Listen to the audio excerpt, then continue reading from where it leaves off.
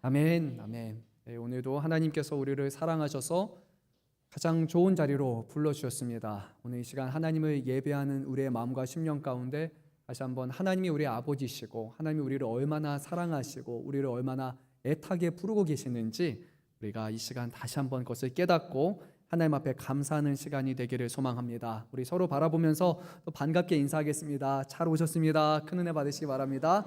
잘 오셨습니다. 큰 은혜 받으시기 바랍니다. 잘 오셨습니다. 네, 오늘 우리에게 주시는 하나님의 말씀입니다. 사랑하는 성도 여러분, 여러분들은 천국에 가는 것을 기대하고 계십니까? 아멘. 네, 별로 기대 안 하시는 거 아니죠? 네. 아침에 물어보니까 여러분들이 괜히 그런 것 같아요, 그렇죠? 다 천국을 사모하리라고 저는 생각이 듭니다. 근데 제가 좀 질문을 바꿔서 해볼게요. 여러분, 천국 가고 싶으십니까? 지옥 가고 싶으십니까? 그러면 더 크게 얘기하실 거예요, 그렇죠? 우리가 선택지가 두 가지가 주어진다면 지옥 가고 싶은 사람 저는 단 한 명도 없을 거라고 생각합니다. 물론 제가 외국을 찾아보니까요, 네, 그 사탄을 숭배하는 사람들이 정말로 있더라고요. 그래서 그런 사람들은 뭐 가고 싶어 할 수도 있겠지만 믿는 사람이나 또는 믿지 않는 사람들에게도 천국과 지옥 이 두 가지를 물어본다면 우리는 천국 가고 싶다고 그렇게 얘기할 겁니다. 근데 제가 선택지를 하나 늘려보도록 하겠습니다. 여러분, 천국과 지옥 그리고 이 세상 이 세 개에서 여러분 선택지가 있다면 여러분 빨리 천국 가고 싶은 분 계십니까? 그렇게 없으세요? 아니, 천국이 얼마나 좋은 곳인데 여러분 천국 안 가보셔서 아마 우리가 잘 모르는 것 같습니다. 그렇죠? 좀 달라지는 것 같아요. 천국은 이 세상이 끝마치고 나며 가는 곳이라고 우리가 생각하지만 이 세상과 비교했을 때 천국이 더 좋은 곳인가? 그렇게 생각해 보면 참 쉽지만은 않은 그런 질문인 것 같습니다. 왜냐하면 이 세상이 좋아요. 어려움도 있고 고난도 있지만 사랑하는 사람들도 있고 또 우리가 여기서 살아온 것 자체가 많은 유익도 있기 때문에 우리가 이 세상을 포기하는 것은 결코 쉽지 않습니다. 그래서 누군가에게 여러분에게 이 질문을 할 때 1초의 망설임도 없이 천국이다라고 말하는 분은 참 많지 않을 것 같습니다. 근데 성경을 보게 되면 천국은 이 땅의 어느 곳보다 훨씬 더 좋은 곳이라고 말씀합니다. 우리가 천국 가면 거기 가면 뭐 고리타분하고 재미없고 이런 곳이 아니라 천국은 이 세상에 있는 어느 곳보다 비교할 수 없는 그런 아름다운 곳이고 좋은 곳입니다. 저도 한번 오늘 새벽에 생각해 봤어요. 천국이 과연 어떤 곳일까? 뭐 정확하게 알지 못하지만 제 기준으로 볼 때 그래도 우리가 뭐 주전 1세기의 그런 모습은 아닐 것 같아요. 그렇죠? 오늘 우리가 살아가는 2000년대를 살아간다면 그래도 우리 2000년대를 살아가는 사람들이 갔을 때도 막 과거로 돌아간다라는 이런 느낌이 아니라 우리가 보기에도 와, 여기는 정말 좋은 곳이다.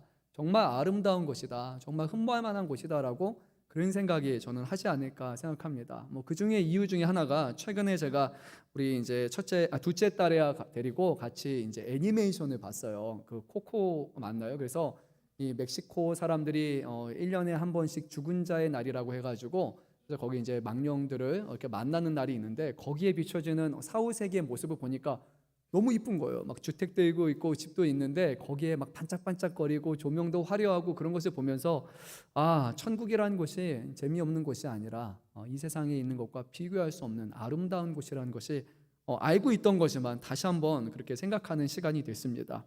특별히 성경 말씀을 보게 되면 천국은 무엇에 비교하냐면 하나님과 함께하는 그런 잔치라고 말씀합니다. 우리 잘 아는 말씀이죠. 시편 23편에서도 여호와는 나의 목자시니 내게 부족함이 없으리로다. 그리고 마지막 부분 가면은 주께서 내게 원수 앞에서 상을 베풀어 주신다라고 할 때 이 상이 어떤 이렇게 수여하는 상이 아니라 밥상이거든요. 거기는 잔치상입니다. 주님과 함께 식탁에서 교제하는 그런 아름다운 상에 대해서 말씀하고 있고, 그리고 우리 또 잘 아는 달란트 비유를 봐도 거기서 열심히 수고한 자에게는 주인의 잔치에 참여할지로다라고 말씀하시면서 천국에 가는 것을 아주 큰 잔치에 우리가 참여하는 것처럼 그렇게 말씀하고 있습니다. 뭐 잔치하니까 좀 옛날 것 같지만 아주 세련되고 멋진 연회라고 생각하면 그러면 훨씬 더 우리가 기대할 만한 것이 아닌가 생각합니다. 좋은 음식일 수도 있고 좋은 음악일 수도 있고 사랑하는 사람이 있을 수도 있고 아름다운 것을 함께하는 그 자리라고 생각하면 천국은 어떻게 조금 더 여러분 기대할 만한 곳이 되지 않겠습니까?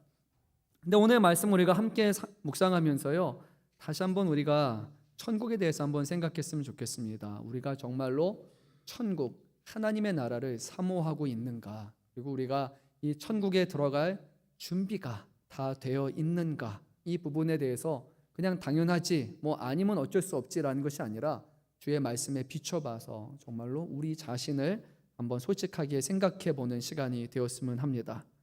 오늘 우리가 나눈 이 말씀의 배경은요, 이 누가복음 14장 1절에 나와 있습니다. 예수님께서 안식일에 한 바리새인 지도자의 집에 식사 초대를 받으셨습니다.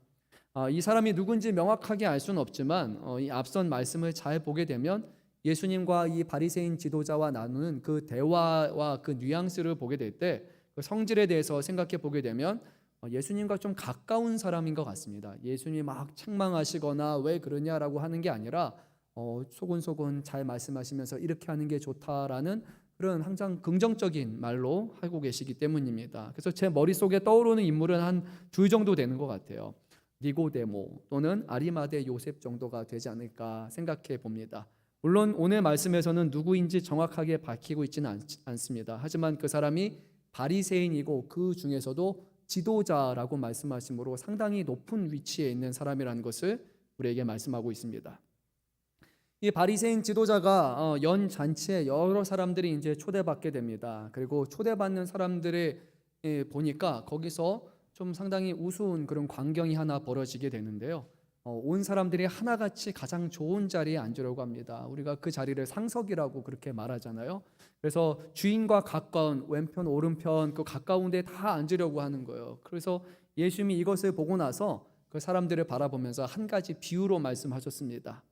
잔치의 높은 자리를 택하지 말고 끝자리에 앉는 것이 오히려 더 지혜로운 것이다, 이렇게 말씀하셨어요. 그 이유가 무엇인가 하면 높은 자리에 먼저 딱 앉았어요. 근데 더 높은 사람이 온 거예요. 더 대단한 사람이 온 거예요. 그러면 그 자리에서 좀 하나씩 비켜가야 되는 거예요. 그래서 가장 윗자리에서 점점 뒤로 밀려날 수 있으니까 그게 아니라 가장 낮은 자리를 택한다면 왜 당신이 여기 앉아 계십니까? 요 앞으로 오십시오. 상석으로 오십시오. 이렇게 될 수 있다는 거예요. 그래서 자기를 높이는 자는 낮아지고 자기를 낮추는 자는 높아지리라고 주님께서 거기에 지혜의 말씀을 가르쳐 주십니다. 그리고 이 말씀을 하신 다음에 자신의 잔치에 초대한 이 바리새인 지도자에게 이런 말씀하셨습니다. 잔치에 어떤 사람을 초대하는 것이 가장 지혜로운가라는 것입니다. 일반적으로 유대인의 배경에서 생각해 볼 때 누구를 잔치에 초대하느냐, 자기와 비슷한 사람일 겁니다. 사회적인 신분이나 어떤 지식이나 덕망이나 같이 교류할 수 있는 사람, 나와 비슷한 일종의 급이 맞는 사람들을 초대하는 것이 이 당시의 문화였습니다. 그렇게 보게 되면 이 유대인 중에서도 또 바리새인이고 바리새인 중에서도 지도자라면 이 사람이 초대하는 사람은 그 당시에 이 이스라엘 기준으로 가장 높은 상위 1% 정도에 해당하는 사람들을 자신의 이웃으로 친구로 이렇게 초대했을 것입니다. 근데 주님께서는 그것이 지혜로운 것이 아니다라고 말씀하셨어요.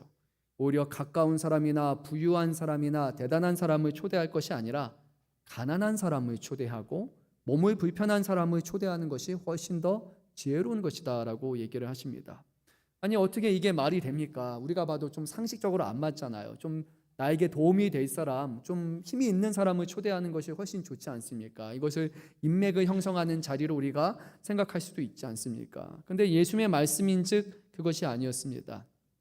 대단한 사람을 초대하면 그 사람이 잔치에 초대한 것에 고마워서 나중에 무엇을 하느냐? 또 자기의 잔치에 초대하게 되는 겁니다. 그래서 잔치에는 잔치로 갚아주는 것으로 그냥 끝난다는 거예요. 소위 우리가 말해서 쌤쌤이 되는 겁니다. 더 다른 것은 없는 거예요. 그런데 만약에 그 사람이 초대한 잔치가 더 크다면 내가 오히려 조금 빚진 것 같은 그런 마음을 가질 수 있는 거예요.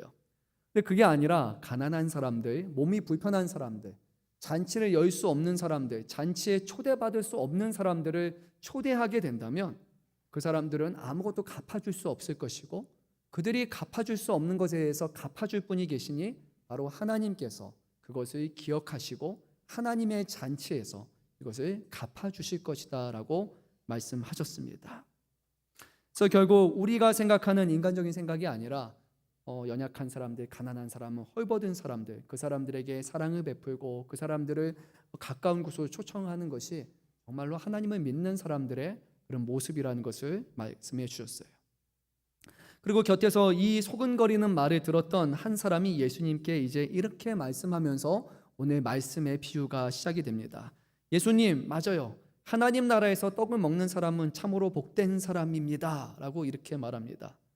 이 사람은 하나님이 갚아주신다라는 것에 대해서 하나님이 잔치를 초대하시는 것으로 그렇게 받아들였고, 그리고 나서 하나님이 베풀어 주신 잔치라면 이 세상에는 어떤 사람이, 어떤 대단한 사람이 베풀어 주는 잔치보다 훨씬 더 좋은 것이기 때문에 정말로 복된 것이에요 라고 그렇게 말할 수 있었습니다. 네, 이것은 맞습니다. 그는 잘 알고 있었습니다.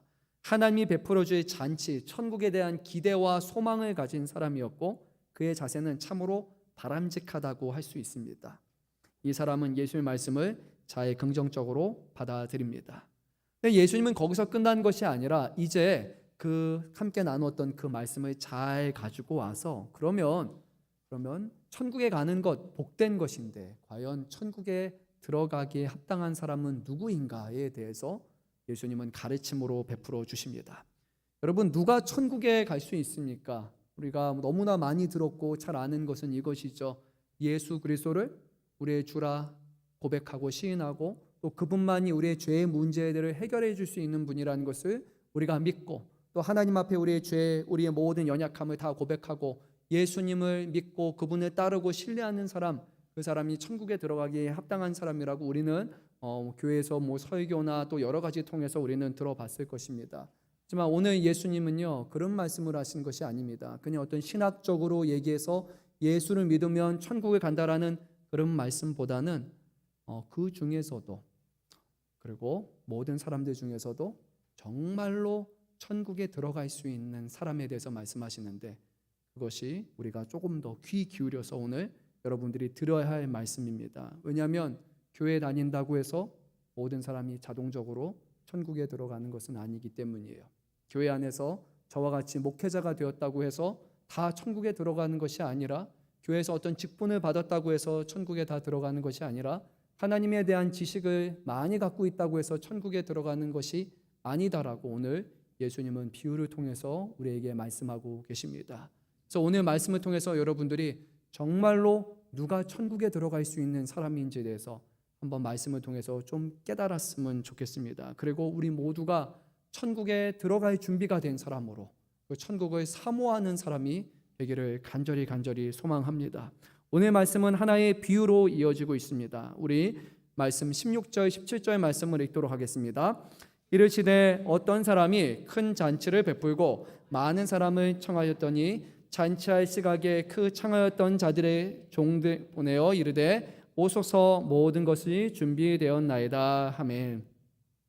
예수님은 참 지혜로우신 분이에요. 계속해서 오가는 대화가 잔치에 관한 것이잖아요. 그래서 예수님은 그 잔치라는 것을 그대로 모티브를 가져오셔서 잔치를 비유로 하셔서 천국이 어떤 것인지를 말씀하십니다. 예수님은 지나가다가 새를 보면 그 새를 비유로 하셔서 하나님의 말씀을 전하시고, 또 빛을 보면 빛을 통해서 말씀하시고, 물을 보면 물을 통해서 말씀하시고, 예수님은 주변에 있는 모든 사물들을 사용해서 하나님의 말씀을 전하시는 어떻게 보면 이야기꾼이라고 할 수 있는 그런 분이 우리 예수님입니다.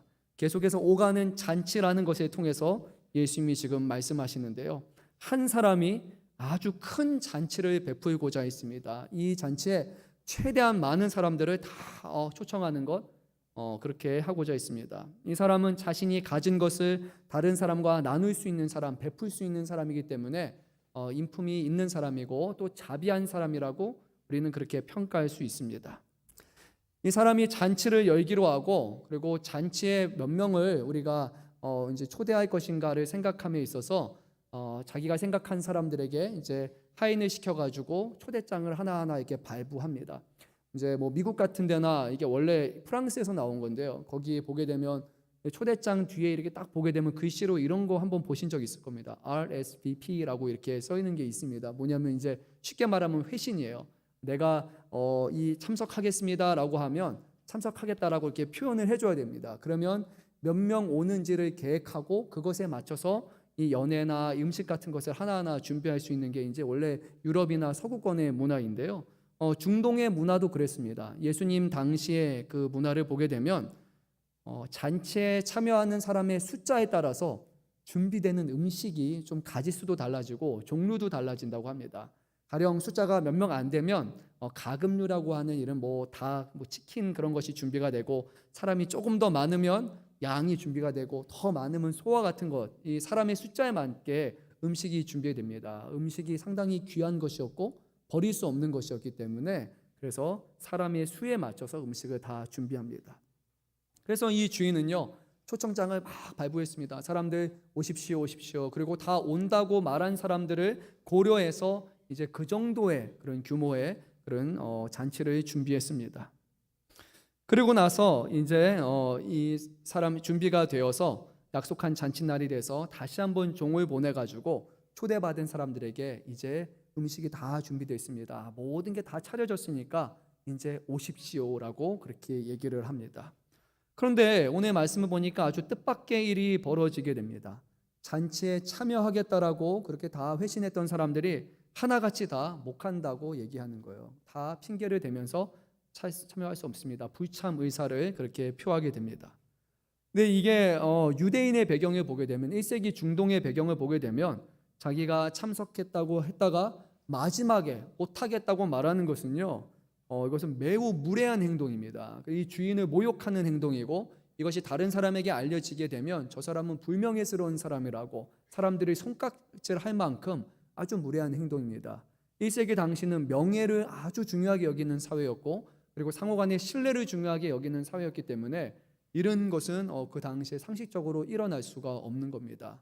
정말로 큰 일이 아니라면, 모두가 납득할 만한 그런 일이 아니라면 가겠다라고 약속을 한 곳에는 반드시 가야 되는 것, 그것이 바로 이 중동의 문화입니다. 그런데 오늘 말씀을 보면 놀랍게도 하나같이 다 사람들이 못 가겠다고 말하는 겁니다. 비유이기 때문에 가능한 것이죠. 그러면 우리가 생각해 볼 것이요, 과연 어떤 연유로 인해서 이 사람들이 잔치의 불참 의사를 밝혔을까요? 정말로 우리 모두가 납득할 만한 그런 이유가 있어서 그래서 불참을 얘기했을까요? 한번 우리 말씀을 조금 더 살펴보도록 하겠습니다. 오늘 비유에서는 총 3명의 사람, 3부류의 사람이 등장하게 되고요, 거기에 첫 번째 사람의 사유는 이것이었습니다. 내가 최근에 밭을 샀어요. 그리고 이제 지금 가서 빨리 봐야 됩니다. 그러니까 부디 나를 양해해 주시기를 바랍니다. 여러분 좀 이해되셨습니까? 보통 우리가 밭을 산다 또는 땅을 산다, 좀 더 집을 산다라고 하면, 여러분 그 밭이나 집을 보지 않고 구매하는 사람이 있을까요? 없죠. 절대 없습니다. 그렇죠? 가서 꼼꼼히 볼 겁니다. 이게 괜찮은지, 누수는 있는지, 또 사업을 하는 분이라면 여기가 여건은 괜찮은지, 가까운지, 그것을 다 하나하나 고려할 거예요. 여기는 관리비가 얼마 나오는지, 그런 것을 정말 꼼꼼히 고려한 다음에 우리는 그런 것을 구매하게 될 것입니다. 근데 10분 양보해서 이 사람에게 피치 못할 사정이 있어서 땅은 계약을 했는데 보지 않고 계약한 거예요. 이해는 되지 않지만, 근데 정말 어떤 연유로 인해서 그렇다 할지라도 이 사람이 먼저 잔치에 참여하겠다라는 의사를 밝혔다면, 최소한 자기의 종을 보내거나 사람을 보내서 내가 너무 급해서 정말 땅을 못 보고 샀는데 좀 불안해서 꼭 오늘 봐야 될 것 같아요 라는 그런 불참 의사를 분명히 먼저 밝혀야 됐을 것입니다. 아니면 그게 아니라면 신뢰가 되니까 하루를 기다렸다가 잔치 다음 날 가서 그 땅을 보는 것도 가능할 것입니다. 그런데 이 사람은 본인이 맺은 아주 중요한 약속을 어겨서까지도 초대에 불응했다라고 오늘 성경은 말씀합니다. 이 사람의 결정은 분명히 우리에게 한 가지를 말씀하고 있습니다. 이 사람에게 있어서 잔치에 참여하는 것보다 자신의 땅을 보는 게 훨씬 중요하다는 거예요. 또는 잔치에 참여하지 않아서 다른 사람들에게 안 좋은 소리를 듣는 것보다 지금 자기에는 땅을 꼭 가서 봐야 하는 그런 이유가 더 크다는 것입니다. 땅을 구매했으니까 여기서 문제가 있는지 검토해야 될 것이고, 또 좋은 땅을 샀을 때 빨리빨리 준비해서 거기다가 이제 경작을 해서 어떤 금전적인 수익으로 이루어질 수 있기 때문에 이 사람의 관심사는 무엇보다 지금 방금 구매한 땅입니다. 예수님께서는 이 비유를 통해 하나님의 나라를 들어가는 것을 말씀하고 있어요. 하나님의 나라를 어느 정도의 우선순위로 갖고 있느냐라는 것입니다. 잔치에 참여하는 하나님의 나라에 들어가는 것이 땅을 사는 것, 집을 사는 것, 우리에게 큰 것을 구매하는 것보다 더 중요한 것인가? 라는 것을 먼저 우리에게 묻고 계십니다. 이제 우리 한번 두 번째 사람의 사연을 들어보도록 하겠습니다. 19절 말씀도 한 목소리로 있습니다. 또 한 사람은 이르되 나는 소 5겨리를 샀음에 시험하러 가니 청컨대 나를 양해하도록 하라. 네, 이 사람은 핑계가 이거였습니다. 겨리를 샀습니다. 소 5겨리인데 이 겨리는 소 2마리에 연결해서 이렇게 끄는 쟁기를 뜻하는 거죠. 그러니까 10개를 샀으면 5개를 샀으면 뭐 최소한 10마리의 소가 있거나 아니면 한 8마리 있고 하나는 여분이다라고 생각할 수도 있어요.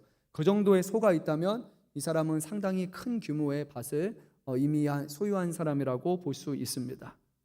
기존에 있던 겨리가 낡아서 고장이 나서 급하게 새로운 것을 구매했을 수도 있고 아니면 추가로 구매했을 수도 있어요. 그런데 어찌되었건 이 사람의 사유는 지금은 안 돼요. 잔치도 중요하지만 내가 기다리던 이 소겨리가 왔으니 겨리소가 왔으니까 지금 당장 이것을 시험해 봐야 됩니다. 그래야 당장 내일 우리 소가 이거를 갖고 밭을 갈아가지고 내가 어떤 그런 필요를 채울 수 있기 때문입니다.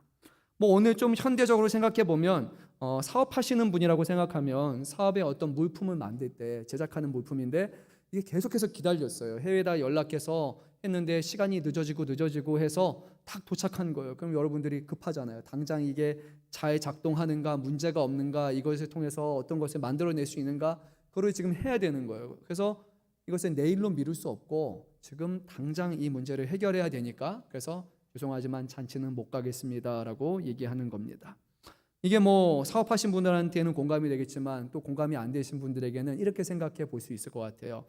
여러분들이 정말로 갖고 싶어하는 전자기기가 있었어요. 누군가는 핸드폰일 수도 있고 온갖 집에 필요한 청소용품일 수도 있고 다 이렇게 홈쇼핑을 보다 보니까 저거 있으면 너무나 좋겠다라고 여러분 생각한 거예요. 그래서 딱 예약을 했더니 지금 안 된대요. 대기가 좀 있다 그래서 사전 예약 예약을 하고 나서 이제 뭐 한 달, 2달쯤 잊을 때쯤에 갑자기 이게 딱 문자가 띵동 온 거예요. 그래서 오늘 배달합니다. 배달 기사가 연락이 왔어요. 여러분들이 그거 보고 아침부터 설레었어요. 와, 드디어 내가 갖고 싶은 게 필요한 게 오는구나. 그리고 나서 잔치를 가야 되는데 근데 오늘 이걸 좀 받아서 봐야 될 것 같은데 고민하다가 오늘 못 가겠다라고 여러분이 결정한 겁니다. 누군가는 핸드폰일 수도 있어요. 너무 갖고 싶었던 사과폰이 왔는데 삼성폰이 왔는데 오늘 꼭 열어서 언박싱을 좀 해야 될 것 같고 오늘 이게 잘 되는지 내가 꼭 눌러봐야 될 것 같고 유튜브 하거나 영상 찍는 분들은 막 차크차크 찍고 해가지고 인스타도 올리고 어디도 올리고 좀 자랑하고 싶을 수도 있고요. 그게 공감이 안 된다면 남성분들은 기다리던 자동차가 왔어요. 신차가 왔습니다. 7개월 기다렸는데 드디어 왔습니다. 이거 묵혀둘 수 없잖아요. 오늘 시운전 반드시 해야 될 것 같아요. 옆에 딱 사랑하는 사람 태우고 오늘 한번 드라이브 하자. 잔치도 중요하지만 안 돼. 기다릴 수 없어. 여성분들은 너무나 갖고 싶었던 백이 하나가 왔어요. 그러니까 이거에 알맞는 옷도 다 준비해놨어요. 그래서 이것만 바라보고 있었는데 그러니까 오늘 꼭 이거를 딱 메고 밖에 가서 사람들 앞에 보여줘야겠다. 이런 마음이 들어서 어찌됐던지 도저히 내일로 미룰 수 없고 꼭 이것을 오늘 만져봐야 되기 때문에 나는 잔치에 갈 수 없다라고 그렇게 얘기합니다. 여기서도 말씀하는 요지는 같습니다. 무엇이 더 중요하냐라는 거예요. 어떤 것을 더 중요하게 여기냐라는 것입니다. 이 사람은 겨리소에 온통 관심을 두고 있었기 때문에 잔치에 대한 마음이 처음에는 있었겠지만 처음에는 거기 가고 싶어서 너무 고맙습니다. 초대장 줘서 너무 고마워요. 꼭 가고 싶어요 라고 얘기했지만 어느 시간 그 마음이 사그러든 거예요. 그것보다는 지금 눈앞에 보이는 게 더 중요하게 된 것입니다. 그리고 마지막으로 세 번째 사람이 이제 등장합니다. 우리 20절 말씀도 한번 읽어보겠습니다. 또 한 사람은 이르되 나는 장가 들었으니 그러므로 가지 못하겠노라 하는지라. 아멘. 이 사람의 변명은 이것입니다. 내가 최근에 결혼했어요. 그래서 집을 비워둘 수가 없습니다. 오늘도 신혼 부부 또 오셨는데요. 그렇죠? 얼마나 신혼부부 애틋합니까? 칼퇴근하고 싶겠죠. 그리고 항상 식사도 집에서 먹고 싶고 알콩달콩하게 식사도 하고 하트 뿅뿅 그게 있잖아요. 그래서 잔치도 좋지만 내 아내가 우리 사랑하는 아내가 오늘 혼자 밥 먹는 거 나는 못 보겠어요. 같이 가서 밥도 도와줘야 되고 그리고 같이 먹고 청소도 같이 해주고 그래야 되니까 미안해요. 예전에는 그랬는데 지금 나에게는 훨씬 가정이 소중합니다라고 그렇게 얘기하는 거예요. 누군가는 이 사람을 보고 참 가정적인 사람이라고 그렇게 평가할 수 있을 거예요. 아내를 너무 사랑하는 사람이라고 평가할 수도 있겠지만, 또 한편으로 생각해 보면 한 끼의 식사의 가치가 과연 그 정도의 가치일까라고 생각해 볼 때 고개를 갸우뚱하는 분들도 있을 것입니다. 땅을 사는 것, 결의소를 시험해 보는 것, 그리고 신혼부부가 되는 것, 이것이 핑계라면 합당한 핑계가 저는 될 수 있다고 생각합니다. 어디에 우선순위를 두느냐, 어디에 더 많은 가치를 두느냐에 따라서 이 모든 것은 잔치에 참여하지 않을 충분한 이유가 저는 생긴다고 생각합니다. 하지만 만약에 이 잔치에 참여하는 것을 중요하게 여긴다면 이것은 조금 미룰 수 있는 그런 일이 되는 것이죠. 이제 이 종이 다 사람들에게 물어봤는데 하나같이 다 안 된다라는 이 안 좋은 소식을 갖고 자신의 주인에게 갔습니다. 그리고 주인에게 주인이여 주인이여 다들 못 온다고 합니다. 이 주인은 정말로 큰 잔치, 성대한 잔치를 열었습니다. 많은 사람들이 올 수 있는 잔치를 열었는데 아무도 오지 않은 거예요. 그래서 오늘 말씀 보니까 주인이 뭐를 했냐면 거기서 분노했다, 화를 냈다라고 그렇게 말씀합니다. 네, 오늘 비유 마지막 끝부분에 24절 말씀 가게 되면 예수님은 여기서 말하는 잔치가 누구의 잔치냐면 바로 내 잔치다라고 말씀해요. 그러니까 이 잔치를 여신 분이 누구예요? 예수님이라고 말씀하는 거예요. 그럼 예수님이 지금 화를 내신다라는 것에 대해서 여러분이 한번 생각해 봐야 됩니다. 물론 인간적으로 보면 화가 날 수 있겠죠. 그런데 잘 생각해 보면 좀 맞지 않다라는 생각이 여러분 드는 거예요. 왜냐하면 이렇게 되죠. 약속을 어긴 사람은 누구예요? 약속 어긴 사람들은 저기 따로 있잖아요. 그렇죠? 뭐 핑계 댄 사람이 있잖아요. 그러면 예수님이 만약에 화를 내신다고 해도 누구한테 화를 내야 돼요? 그 사람들한테 화를 내야 되죠. 어떻게 이렇게 약속도 안 지키는 사람이냐고 이렇게 해야 돼요. 그런데 누구한테 화를 냅니까? 이 앞에 그 소식을 전한 종한테 화를 낸단 말이에요. 우리가 이거를 뭐라고 말합니까? 분풀이잖아요. 그렇죠? 저기서 잘못했는데 종한테 화를 내는 거 여러분 상상이 안 될 거예요. 오늘 말씀을 그렇게 보면 우리가 말씀을 잘못 보는 거예요. 오늘 예수님이 종에게 화를 낸 이유, 이 상황에서 화를 낸 이유는 단순히 그들이 못 온다라는 소식을 전했기 때문이 아니에요. 왜 주인이 종에게 화를 냈는지 우리가 말씀을 조금 더 한번 살펴보기를 원합니다. 우리 21절 말씀을 한번 읽어보도록 하겠습니다. 종이 돌아와 주인에게 그대로 고하니 이에 집주인이 노하여 그 종에게 이르되 빨리 시내 거리와 골목으로 나가서 가난한 자들과 몸 불편한 자들과 맹인들과 저는 자들을 데려오라 하니라. 아멘. 만약에 예수님이 지금 그 사람들에게 화를 냈다면 종에게 이렇게 얘기했을 거예요. 그 사람들한테 가서 한 소리 하고 와. 내가 이거 벼르고 있을 거야. 다음에 꼭 갚아줄 거야 라는 그런 화를 전하라고 얘기했을 거예요. 그런데 오늘 말씀에 그 앞선 사람들은 더 이상 등장하지 않습니다. 그 사람들은 다 지나간 사람들이에요. 예수님은 그 사람들을 생각하지 않습니다. 종에게 하는 명령은 이것이었어요. 빨리 시내의 거리로 가라. 그리고 골목으로 가라. 가난한 자들과 몸 불편한 자들과 맹인들과 저는 사람들이 있는데 그 사람을 데려오라라고 말씀하시는 거예요. 잘 보세요. 이 예수님의 이 잔치의 주인의 관심사는요, 이 잔치를 사람들로 채우는 것입니다. 앞서 초대한 사람들의 특징은 밭이 있고 소가 있고 가정을 꾸리는 사람들이라는 점에서 가진 것이 넉넉하고 몸 성한 사람이라는 것을 알 수 있어요. 근데 주인은요, 이 종에게 화를 내면서 말하는 거예요. 가난한 사람도 괜찮고 몸이 불편한 사람도 괜찮으니까 이 잔치를 채워야 된다라고 말씀하시는 거예요. 주인의 관심사는 이 잔치에 최대한 많은 사람들을 채우는 것이지 여기에 높은 사람들, 대단한 사람으로 채우는 게 애초에 아니었던 거예요. 주님은 이 종에게 가서 사람들에게 초대장을 발부하라, 그리고 많은 사람들이 올 수 있도록 하라라는 그 말에는 바리새인이나 어떤 지도자나 상위 있는 사람들만 합당하다라고 말하신 것이 아니라 주님은 애초에 처음부터 많은 사람들이 이 자리에 오기를 원하셨는데 이 종이 했던 행동은 무엇이냐? 왠지 주인의 급에 맞을 사람인 것처럼 대단한 사람들에게만 초대장을 발부했고 그 사람들이 안 된다니까 플랜 B도 없어요. 이제는 아무도 오지 못하는 것을 그냥 얘기한 거예요. 주인은 그것이 아니라고 얘기했어요. 주인은 대단한 사람들만 초대하는 주인이 아니라 가난한 사람도 문제가 되지 않고 몸이 불편한 사람도 문제가 되지 않고 가서 누구는 업어와야 되는 사람이라 할지라도 나는 그들 모두에게 이 잔치를 베풀어 주고 싶다. 이것이 주님의 의중이었어요. 그런데 이 종이 이것을 이해하지 못했던 것입니다. 안타깝게도 이 종은 주인의 의도를 제대로 파악하지 못했어요. 주인의 의도를 파악하지 못한 이유는 주인이 어떤 사람인지를 제대로 알지 못했기 때문이었던 거예요. 이 주인은 가난한 사람, 몸이 불편한 사람과 같이 은혜를 되갚을 수 없는 사람을 마다하지 않는 아주 자비롭고 아주 너그러운 주인이었다는 것을 오히려 이 종들이 제대로 이해하지 못했다는 것입니다. 사랑하는 성도 여러분, 오늘 이 말씀은 분명히 천국에 관한 비유입니다. 그리고 우리에게 있어서 이 천국의 비유는요, 먼저 부르심 받은 우리들로 하여금 여전히 믿지 않는 사람들에게 가서 제자 삼으라는, 가서 복음을 증거하라는 그 우리는 종의 사명을 맡은 사람이라는 것을 기억해야 됩니다. 그런데 우리가 누구를 주님의 잔치에 초대하고 있는지를 생각해 봐야 됩니다. 우리는 주님의 합당한 사람이 이런 사람이다. 뭔가 학식이 뛰어난 사람, 가진 것이 많은 사람, 그리고 누가 봐도 정말 교회에 오면 도움이 될 것 같은 사람, 우리의 생각으로 그 사람이 구원받기 합당한 사람이라고 생각한다면 주님은 전혀 아니라고 말씀하시는 거예요. 오히려 주님은 누가복음 5장에서 이렇게 말씀하셨어요. 주님이 온 이유는 의인을 부르러 온 것이 아니라고 말씀하셨고, 병든 자에게 의사가 필요하고 건강한 사람에게는 의사가 전혀 필요 없다고 주님은 분명히 말씀하셨습니다.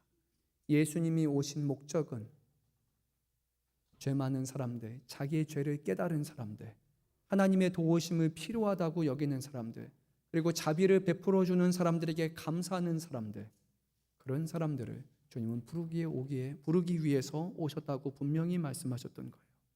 그러니까 주님의 마음을 우리가 잘 헤아린다면 우리가 밖에 나가서 복음을 전하는 대상은 주님을 필요로 하는 사람에게 우리는 복음을 전하는 것을 중요합니다. 하나님 없어도 나는 전혀 문제가 되지 않습니다. 나는 천국에 대해서 그다지 중요하지 생각하지 않습니다. 물론 그들에게도 복음을 전해야 되는 것이 맞아요. 하지만 그 사람들에게만 전하는 것이 아니라 지금도 헐벗고 굶주리고 가난한 사람들과 몸에 문제가 있는 사람들과 누가 구원의 손길을, 도움의 손길을 주지 않으면 그 어려운 문제를 해결할 수 없는 사람들에게 가서 주님의 잔치에 참여하게 하는 것, 천국을 전하는 것이 우리의 사명임을 우리는 한순간도 잊어서는 안 됩니다. 대한민국 땅에 복음이 전해진 것을 생각해 볼 때 미국과 그 당시의 한국은요 정말 비교할 수 없었습니다. 대한민국 땅에 왔을 때 전기가 없었어요. 그래서 선교사님들이 말했어요. 이 나라는 어둡다고만 얘기했어요. 그냥 늘 아무것도 보이지 않는 어둠의 나라예요. 근데 그 당시에 미국에서는요 이미 고층 빌딩이 있는 그런 시대였어요. 한국과 미국은 도저히 비교할 수 없는 정도의 땅이었단 말이에요.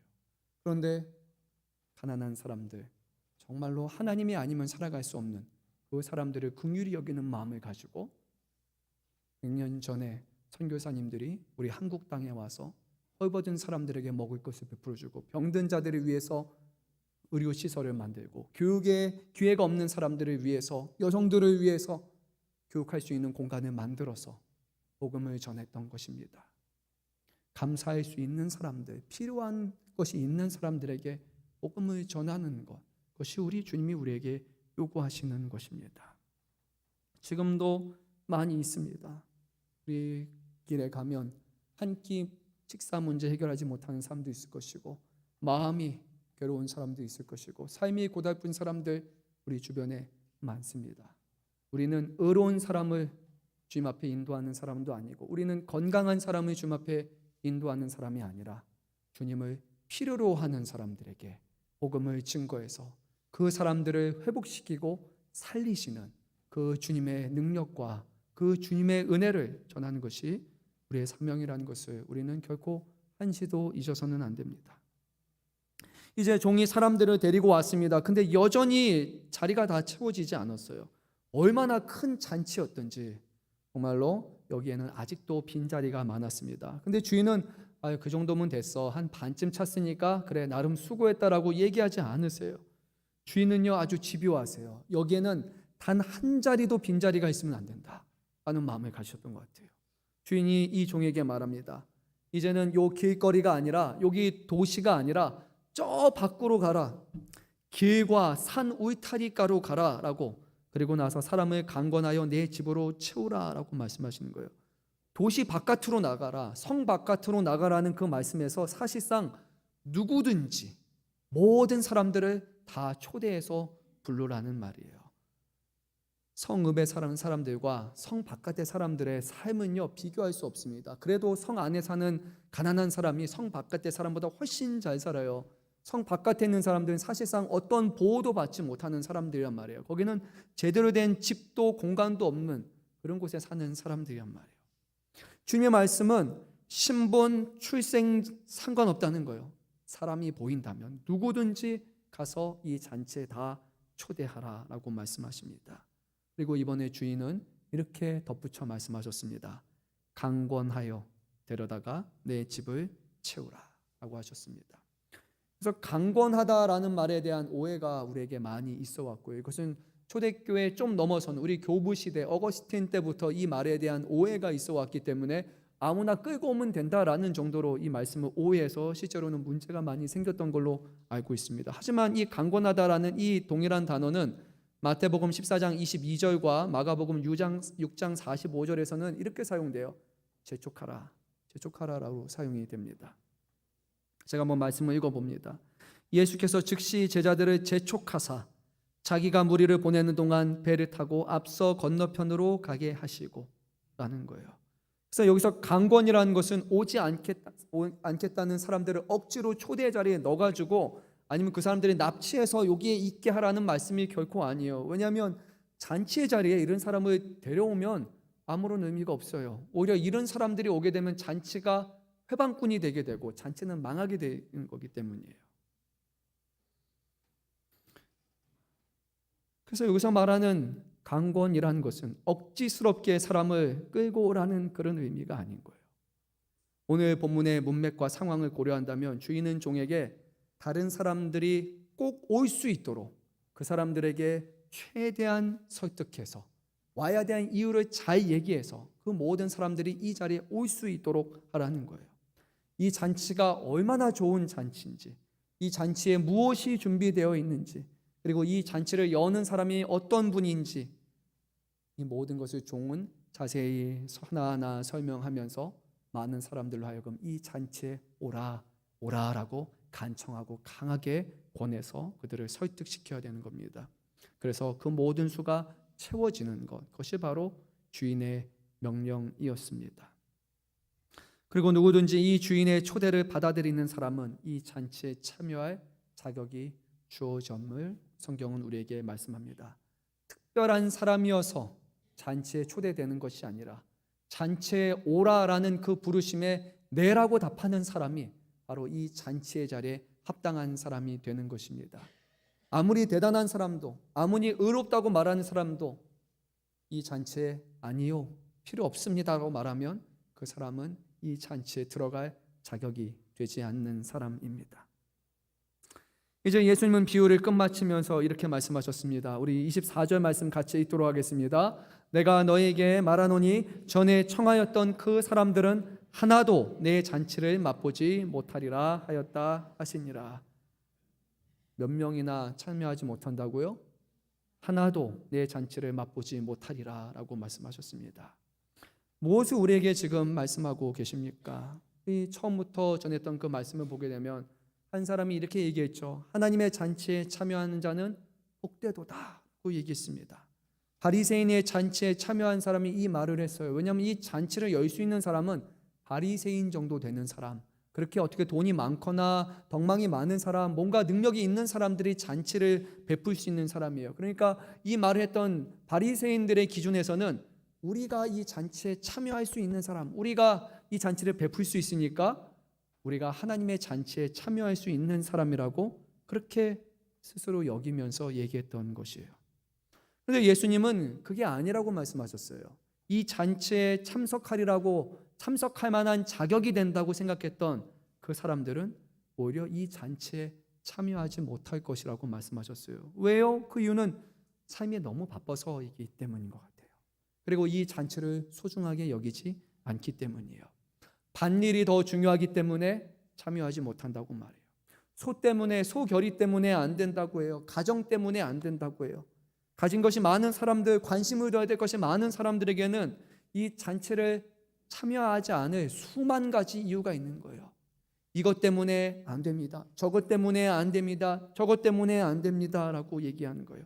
그런데 오히려 잔치에 참여할 자격이 없는 것처럼 보이는 사람들, 가난한 사람들과 몸이 불편한 사람들에게 있어서는, 도시 바깥에 있는 사람들에게 있어서는 이 잔치가 너무나 고마운 잔치인 거예요. 자격 없는 나를 초대해 줬다라는 것에 대해서 이 사람들은 아마 이런 생각 가졌을 거예요. 내가 갈 수 있어요? 정말로? 지금 나는 잔치에 참여할 만한 옷도 없어요. 좀 멋진 옷도 있어야 되고 잘 갖춰 입어야 되는데 나는 지금 허름한 옷밖에 없는데 내가 그 자리에 가면 폐가 되지 않을까요? 누가 되지 않을까요? 근데 종은 아니요. 우리 주인은 괜찮다고 말씀하십니다. 나는 몸이 불편해서 거기 가게 되면 쩔뚝거리면서 가야 될 것 같은데, 팔 하나가 부족해서 먹는 것도 누가 도와줘야 될 것 같은데, 나는 제대로 씻지 못해서 냄새 풍기며 가야 될 것 같은데, 나는 가난한 사람이어서 바깥에 사는 그런 사람이고 몸에 질병도 있는 사람인데 내가 그 자리에 갈 수 있다고요? 라고 생각할 거예요. 그런데 종은 네, 누구든지 오십시오. 주인에게 가는데 그러면 내가 선물을 준비해야 되지 않을까요? 차라도 준비해야 되지 않을까요? 뭐라도 준비해야 되지 않을까요? 근데 나는 정말로 가진 게 없어요. 근데 내가 어떻게 그 잔치에 갈 수 있습니까? 종은 말합니다. 아무것도 요구하지 않습니다. 다만 오기만 하면 되는 겁니다. 그게 우리 주인이 당신에게 지금 얘기하는 겁니다. 단순히 가진 것이 없어서 잔치에 참여할 수 있는 것 아니에요. 잔치를 소중하게 여기는 사람들, 이 잔치에 참여할 자격이 되지 않는데도 나를 초대해 주신 것 자체에 고맙게 여기는 사람들, 그리고 그것에 반응하는 사람들, 그리고 더 중요한 것이 있다 할지라도 이 잔치와 맞바꿀 수 없다라는 그 생각을 가지고 가장 높은 우선순위를 거기에 매기는 사람들만이 바로 이 잔치에 친정으로 참여하는 손님이 될 것이라고 우리 주님은 오늘 말씀하고 계십니다. 앞서 말씀드린 것처럼 병든 자에게 의사가 쓸데없고 의인을 부르러 온 것이 아니라 죄인을 부르러 왔다고 말씀하셨습니다. 그 말은 이 사람이 죄가 더 많으면 된다는 게 아니에요. 나의 죄를 자각하는 사람, 그 죄에 대해서 괴로워하는 사람, 그리고 그 죄에 대해서 이제는 씻음 받기를 원하고 회개하고 하나님의 기뻐하시는 삶으로 살아가고 싶어 하는 사람일 것이에요. 나의 삶에 병이 있는데 병이 끝이 아니라 그 병이라는 문제들이 주님으로 인해서 해결받기 원하고, 그리고 병든 나를 품에 안으시는 주님 앞에 감사하는 마음으로 나오는 사람들이야말로 바로 주님의 나라에 들어가기에 합당한 사람입니다. 사랑하는 성도 여러분, 누가 하나님 나라의 식탁에 앉아서 주님과 함께 식사를 하겠습니까? 목사라서요? 아니에요. 그렇지 않습니다. 장로님이셔서? 아니에요. 죄송합니다. 안수지사님, 권사님이셔서? 그렇지 않습니다. 교회 30년, 50년, 모태신앙이어서 80년 다녔다고요? 여러분 죄송합니다. 성경은 그렇게 말씀하지 않습니다. 바리새인들의 지도자라 할지라도 그 당시에 가장 학식이 뛰어나고 가장 하나님의 율법을 잘 지키며 살아간다고 말했던 이 지도자들도 하나님 나라에 한 사람도 들어가지 못한다 말씀하셨습니다. 삶의 우선순위를 하나님 앞에 드리는 사람, 나를 불러주신 그것을 감사하며 그 자리에 즉각 반응하는 사람만이 하나님의 나라에 들어갈 수 있는 사람입니다. 사랑하는 성도 여러분, 오늘 주님이 우리를 부르셨음을, 오늘 우리가 주님 앞에 천국을 주시기를 원한다라는 이 말씀에 오늘 내 주님의 나라에 임하기를 원합니다. 오늘 주님과 함께 식사하기를 원합니다. 주님의 잔치에 참여하고 주님을 영화롭게 하고 주님을 예배하고 주님과 함께 기뻐하기 원합니다라고 고백하는 사람들이야말로 이 천국에 들어갈 수 있는 사람입니다. 사랑하는 성도 여러분, 천국을 준비하시기 바랍니다. 우리의 삶의 우선순위가 어디 있는지를 여러분 명확하게 두셔야 됩니다. 나중에 갑자기 우선순위가 바뀌지 않습니다. 매 순간 매일매일 우리가 그 어느 것보다 하나님의 나라를 우선순위로 두지 않는다면 우리는 마지막 순간에도 갈팡질팡할 거예요. 정말로 여길까? 손해보는 게 아닐까? 라고 말해요. 오늘 주님이 우리를 부르셨습니다. 오늘 주님의 나라에, 주님의 잔치에 참여하는 그런 믿음으로 나아가시는 저와 여러분 되시기를 주님의 이름으로 간절히 축원합니다. 기도드립니다.